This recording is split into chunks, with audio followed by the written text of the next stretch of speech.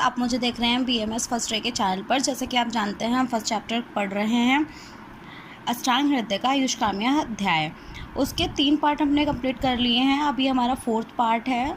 It is a very important. यहाँ पे क्या दिया हुआ है, दोषों के गुण। दोषों के गुण मतलब, गुण का मतलब होता है नेचर, ठीक है। नेचर मतलब किसी भी चीज़ का नेचर कैसा है, तो हम यहाँ पे पढ़ेंगे दोष का नेचर कैसा होता है। सबसे पहले वात, तत्र वृक्षो लघु शीतः खरः सूक्ष्म चलो अनिलः। देखिए जो वृक्ष है, वृक्ष किसे बोला गया है, रफ को बोला गया है। लघु बोला गया है लाइट मतलब कि हल्का, शीत यानी कि कोल्ड, खर रफ, सूक्ष्म माइन्यूट, चलो का मतलब होता है मूवमेंट, और अनिल का मतलब होता है वात। तो ये क्या हुए, ये सब जो है हमारे वात के गुण हुए। मतलब वात को हम किस तरीके से पहचानेंगे, वात को पहचानने का गुण नेचर कैसा है उसका नेचर होता है कि वो रफ़ होती है, लाइट होती है, ठंडी होती है, और माइन्यूट। और माइन्यूट मतलब कि बहुत छोटी, माइन्यूट बहुत ही ज़्यादा छोटी होगी।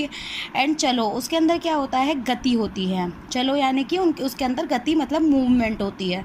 जो हमारे पूरी बॉडी के अंदर जो मूवमेंट होगी वो वात के कारण होती है, ठीक है। नेक्स्ट आता है हमारा पित्त।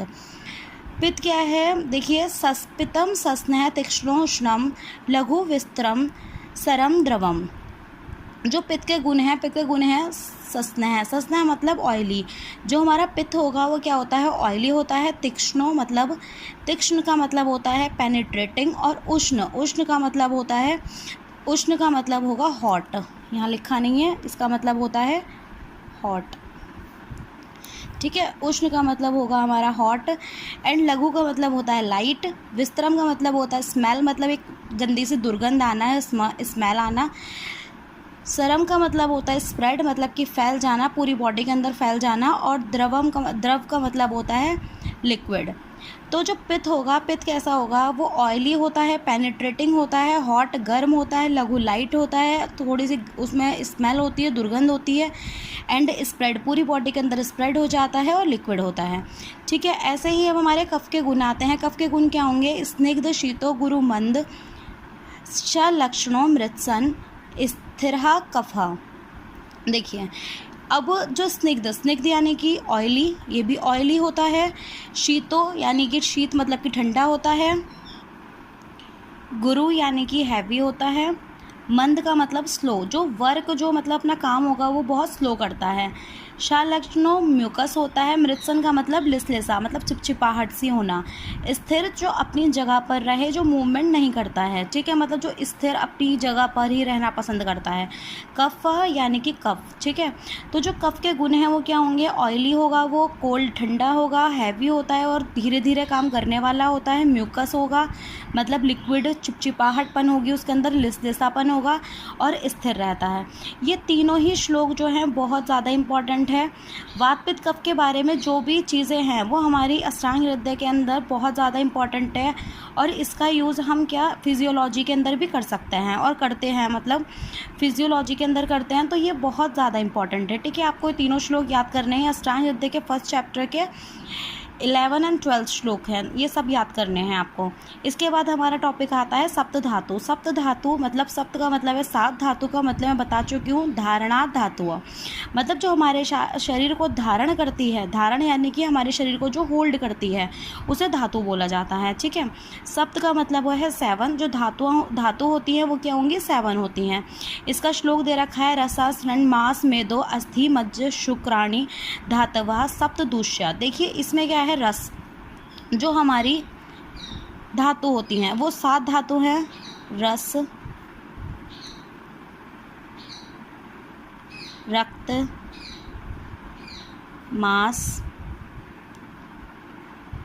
मेद, अस्थि, मज्जा, शुक्र। देखिए रस, रक्त, मांस, मेद, अस्थि, मज्जा, शुक्र, इन्हें मैंने नेक्स्ट जो हमारी प्रीवियस वीडियो थी उसके अंदर मैंने इन्हें कोरिलेट भी करके दिखाया है, जो मॉडर्न से, मतलब रस को क्या बोला जाता है, प्लाज्मा। तो आप देख सकते हैं उस वीडियो को। तो इसमें क्या दिया हुआ है, देखिए जो 7 धातु है हमारी, ये जो 7 धातु होंगी वो हमारे शरीर को धारण करती हैं, ठीक है। सप्त दुष्य, और जब वात पित्त कफ, जब दोष जो होते हैं वो दूषित होते हैं, मतलब जो बढ़ जाते हैं हमारी बॉडी के अंदर, तो क्या करते हैं वो धातुओं को, मतलब धातुएं जो होंगी वो दुष्य हो जाएंगी, मतलब इन्हें क्या होगी हानिकारक, मतलब इन्हें इफ़ेक्ट पड़ता है, इन्हें नुकसान हो जाता है, ठीक है, इनके ऊपर इफ़ेक्ट पड़ेगा अगर ये बढ़ रहे हैं और घट रहे हैं। अब नेक्स्ट आता है हमारा नेक्स्ट टॉपिक है ओज। ओज क्या है, जो कि शुक्राग्नि के द्वारा शुक्र के पाचन के बाद बनता है, उसे धातु नहीं कहा गया क्योंकि यह शरीर का बल और जीवन है।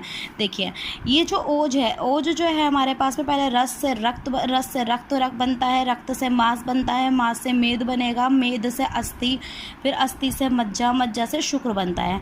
जो शुक्र बनने के बाद में जो बनेगा वो होता है ओज, लेकिन इसे धातु नहीं बोला गया। धातु क्यों नहीं बोला गया? धातु इसलिए नहीं कहा गया क्योंकि ये हमारे शरीर को का बल और जीवन है। बल यानी कि जो हमारे स्ट्रेंथ होती है, शक्ति होती है वो है, एंड जीवन लाइफ है।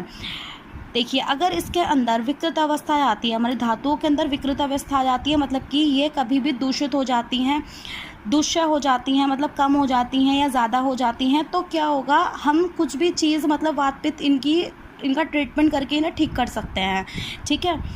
लेकिन ओज, अगर हमारे ओज के अंदर मतलब कमी आ गई तो क्या होगा, इंसान मनुष्य मतलब लाइफ उसकी ख़त्म हो जाएगी, वो सरवाइव नहीं कर सकता। तो इसीलिए क्या है, जो हमारा ओज है उसे धातु नहीं बोला गया। धातु इसलिए नहीं बोला गया क्योंकि ये बल और जीवन होता है, इसके बिना हम सरवाइव नहीं कर सकते। इंसान की अगर इसके मतलब ये विकृत होता है तो इंसान की इसके कारण मृत्यु हो जाएगी। तो इसीलिए बहुत इम्पॉर्टेंट माना गया है, ये जो होता है जो शरीर को बल और जीवन माना गया है, ठीक है। देखिए आई होप आपको समझ में आ गया हो जो मैंने पीछे बताया अभी आपको। इसके बाद जो है हमारा अष्टांग हृदय में मतलब फर्स्ट चैप्टर के अंदर 13 श्लोक आता है। मला मूत्र शकृत स्वेदा दयो अपि च।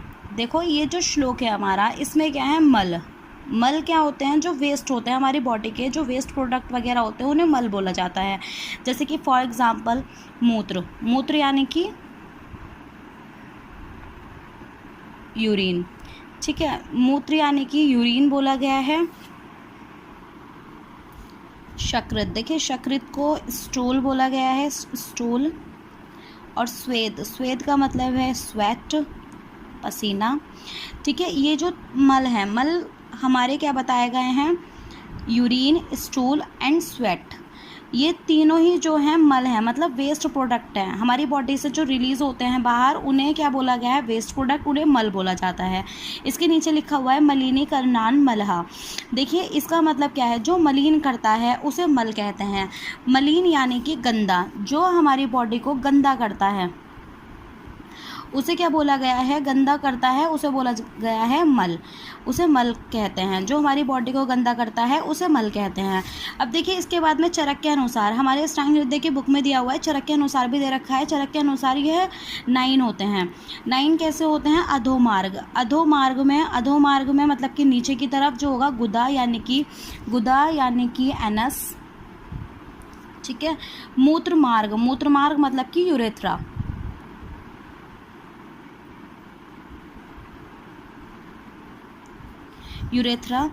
ये एनस, और मूत्रमार्ग मतलब कि यूरेथ्रा। अब देखिए 7 शिरोभाग में कैसे, मतलब शिर क्या है हमारा,